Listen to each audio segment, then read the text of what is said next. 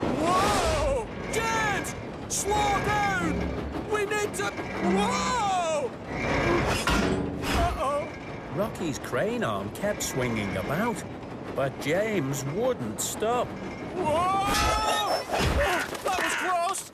Then, as they approached the flooded track, James saw a signal that warned him to slow down. What was that? What was what? I knocked something over. I'm sure it couldn't have been anything important. But a signal is very important indeed.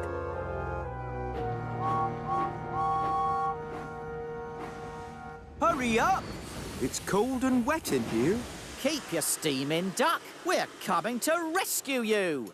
I don't have any steam, James. The water has put out my firebox. James had to position Rocky in front of him for the rescue.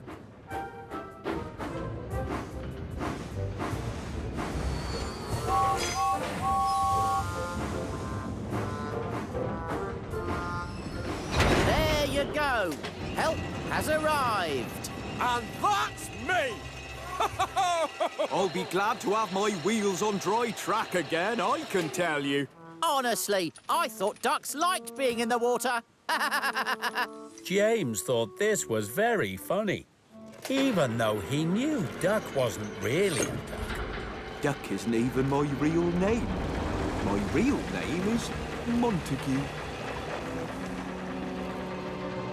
Meanwhile, Oliver was coming along Duck's branch line too, but he didn't see any signal warning him to stop or slow down.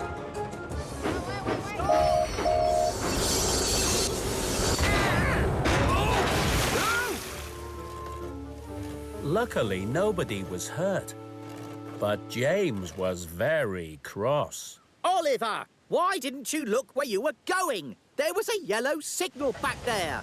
I didn't see any signal. Please? Can I get out the water now? Rocky started to lift Duck back out of the water again, and Oliver started to back up so that his driver could put up a warning flag. But then there was more trouble.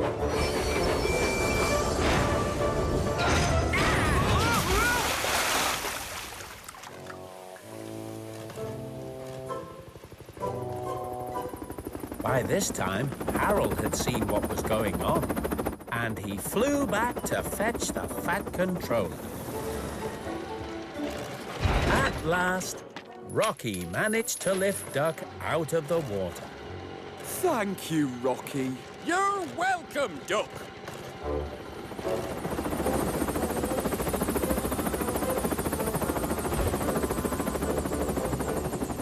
So many accidents! How could this have happened on my railway?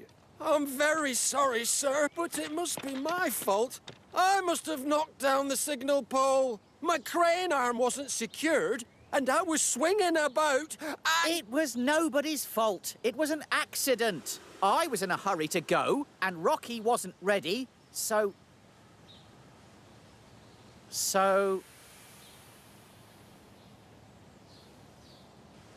Oh, actually, sir, I suppose it was my fault. I didn't give Rocky time to secure his crane arm properly.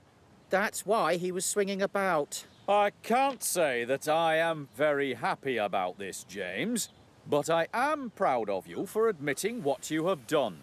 Perhaps it would be best if you made amends by pulling Duck's trucks while his firebox dries out. Yes, sir. I'd be happy to. Pulling trucks may not be his favourite job, and James knows that he can't always do the jobs he likes best.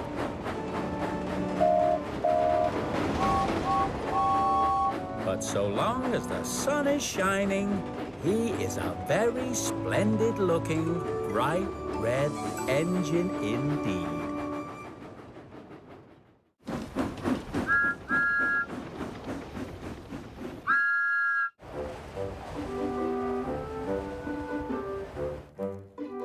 Oh, hello again. Just answering some of the mail. we get a lot of mail asking us about life here on the railway. I've got a letter here from a Mr. Murray who's asking about Tidmouth sheds. So I'm sending him this postcard, telling him all about them. Tidmouth sheds are on the west of the island, near... oh, well, near Tidmouth. Near Tidmouth. Tidmouth sheds have berths for 7 engines. The engines that usually stay there are Thomas, Percy, James, Emily, Edward, Gordon and Henry. Toby is part of the steam team too, but there isn't a berth for him in the shed. Duck used to spend the night in Tidmouth sheds, but that's Emily's place now, and Duck has his own shed with Oliver on his branch line. When the engines gather at Tidmouth sheds, they talk and tell each other stories as they settle in for the night and let their boilers cool down. They talk about whatever's happening on the island, and sometimes they tell each other spooky stories. At the front of Tidmouth sheds is a big turntable. This is so the engines can turn around and back into their places. That way, they're facing out and ready to go in the morning. Once, Percy thought he'd seen a monster in the night, and he ran straight into the sheds without turning round. Another time, the turntable got frozen in the wintry weather, and it wouldn't turn, so it only lined up with one berth. It's much better for engines to sleep in a shed than out in the cold and wet. Bad weather can cause rust, and a shed is a place where the drivers and firemen can look after their engines and keep them maintained.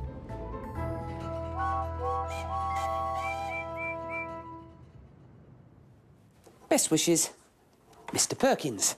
There, now, just put a stamp on this. Pop it in this mailbag. There we are. I'm just in time to get all this mail to the mail train. Still snowing out there. Better wrap up warm. Don't you forget to wrap up warm too. I'll see you all again soon. Goodbye.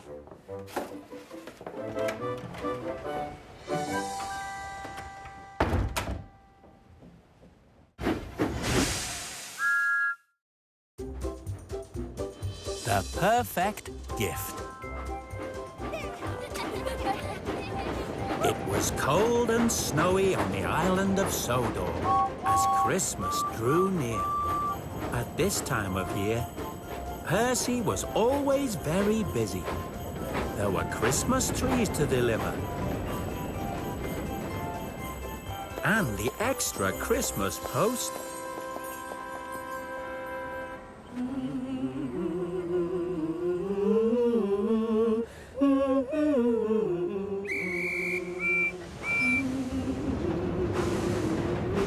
Percy also had all his regular jobs, such as taking scrap to the scrapyard. It wasn't quite as special as carrying Christmas trees or delivering mail, but it was still very important. Hello, Reg. Oh, hello, Percy. Brought me some lovely scrap, have you? I certainly have. Aren't I the lucky one, then? Sorting scrap into different types is not everyone's idea of fun, but Reg loves his work. It's a bit dark and gloomy around here, isn't it, Reg? Not really, Percy. It's no different from usual. Exactly. And this is a special time of year, when the rest of the island does look different from usual. All twinkly and lovely and magical. I love it here. I'm very happy. Don't you worry about me. But that's exactly what Percy did. He worried that Reg was missing out on the magic of Christmas. At the end of the day, Thomas was in his berth as Percy arrived. I think the sheds are going to look great. Don't you, Percy? Especially that Christmas tree. I think Christmas trees are my favourite Christmas thing of all. Thomas, we do have an awful lot of decorations here at Tidmouth Sheds, don't we? Yes, Percy? So, do you think anyone would mind if I took that Christmas tree over there and gave it to someone else? Someone who really, really needed it because he didn't have any Christmas decorations at all? No decorations at all? Not even a bauble. Then you should definitely take that tree and give it to your poor friend. The next day, when Percy took the scrap to the scrapyard, he took along a special gift. Good morning, Reg. You're early today, Percy. I know, because as well as all this scrap, I brought you a special gift. Just a little something to cheer up the scrapyard and... Wow! What's that noise? Sorry, what were you saying? Something about a special gift? Reg, what happened to the tree? Oh, old trees like that show up at the scrapyard all the time, especially at this time of year. But that was a Christmas tree. Well, soon it will be something else. Wood chips can be used for all sorts of things. Nothing goes to waste at the scrapyard. So I'd better get on with it.